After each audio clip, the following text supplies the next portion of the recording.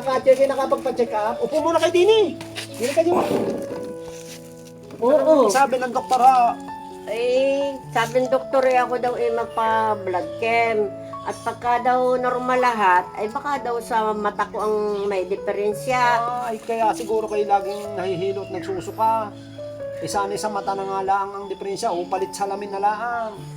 Ay, anong balak nyo ho? Kailan nyo gustong magpa-blood chem? Ay balo ko'y bukas, ay wala naman pampa-blood chem. Wala naman akong hawak na pera. Ako inay, kami wala din ho eh. At kami dito din lang naasa sa kaeng. Ay, ba hindi muna kayo humiram sa kamag-anak nating may pera. At di, pagka kami nakaluag-luag na, magkakapatid, di kami mag-aambag-ambag at aming babayadan. Ay siya, sige utoy. At ganyan nga ang aking gagawain. Mahirap ipag walang bahala na yan.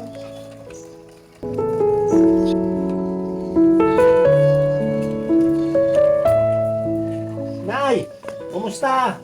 Nakahiram ka kayo ha? Wala utoy Ilan yung aking nilapitan? Ang sagot sa akin wala. Mga kamag-anak pa namang naturingan, hindi makautang. Upo muna kayo inay din eh. Upo kayo din eh ha? Inay, huwag kayong magalit ho inay. Kung hindi kayo makautang sa ating kamag-anak. Hindi natin alam inay na yung mga yon ay may pinagdadaanan din. Hindi inay sukatan yung pagpapautang bilang pagkilala na kamag-anak. Lahat tayo inay may kanya-kanyang laban sa buhay na hinaharap. Malay ninyo, may mga sakit ang anak o may sakit na kapamilya na nagpapagamot. Hindi natin alam, baka mamaya nalugi na yung kanilang negosyo kaya hindi kayo makahiram.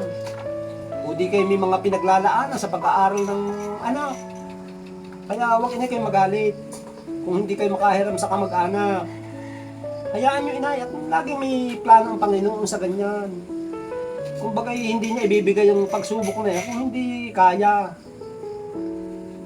Di, hayaan nyo at kami magkakapatid di gagawa ng paraan.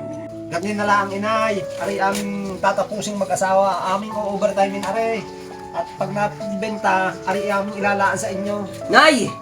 Kayo daw ay bukas pupunta sa plaza, alauna. Bakit? Ay siyempre, sahudan na senyor. Makakasahod na kayo. Ay, salamat po.